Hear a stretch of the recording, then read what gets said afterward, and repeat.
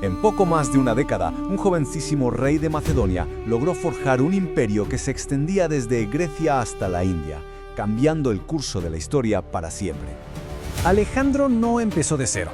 Heredó de su padre, Filipo II, un ejército que era revolucionario. Filipo agarró un montón de pastores macedonios y los convirtió en la fuerza de combate más letal de su tiempo, y todo giraba en torno a una pieza clave de tecnología militar.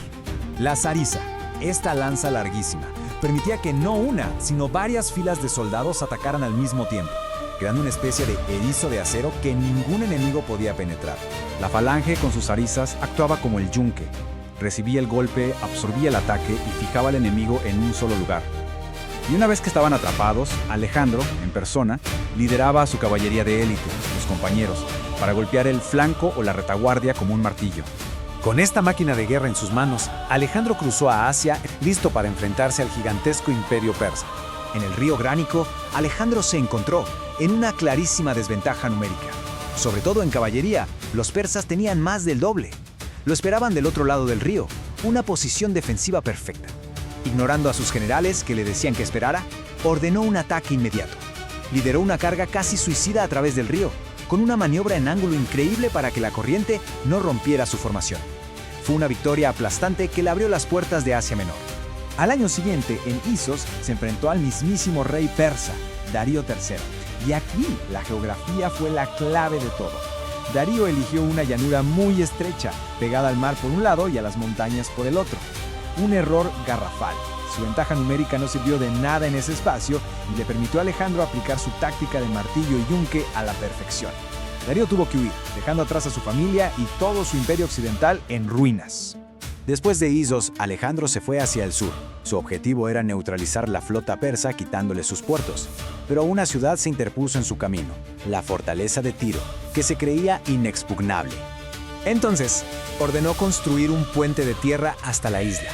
Durante 7 meses, sus hombres lucharon contra el mar y contra los defensores, construyendo torres de asedio gigantescas y reuniendo una flota para el asalto final. La caída de Tiro fue una proeza legendaria. Después de Tiro, Egipto lo recibió como un libertador. Y ahí se embarcó en un viaje peligrosísimo por el desierto, hasta el oasis de Siwa, para consultar al famoso oráculo de Amón.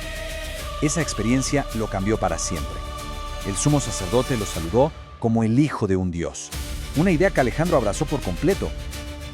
Con su divinidad recién confirmada, Alejandro marchó al corazón de Mesopotamia para el enfrentamiento final con Darío. Esta vez, la batalla sería en un campo de batalla elegido y preparado por los persas.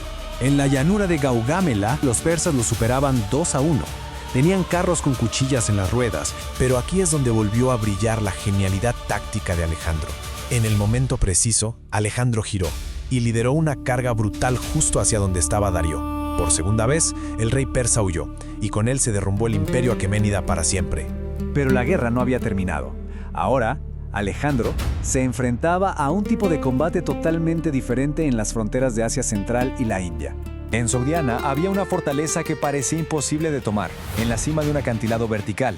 Los defensores se burlaron diciendo que Alejandro necesitaría hombres con alas, pues esa misma noche 300 de sus veteranos escalaron el acantilado en la oscuridad.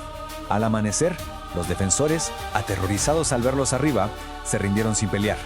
Luego en la India llegó el desafío definitivo, el rey Poro y su ejército de 200 elefantes de guerra, y todo esto en plena temporada de monzones. Alejandro usó el engaño, cruzó un río crecido en medio de una tormenta y con sus tácticas de caballería logró sembrar el pánico entre las bestias, que terminaron aplastando a sus propias tropas. Fue su última gran victoria.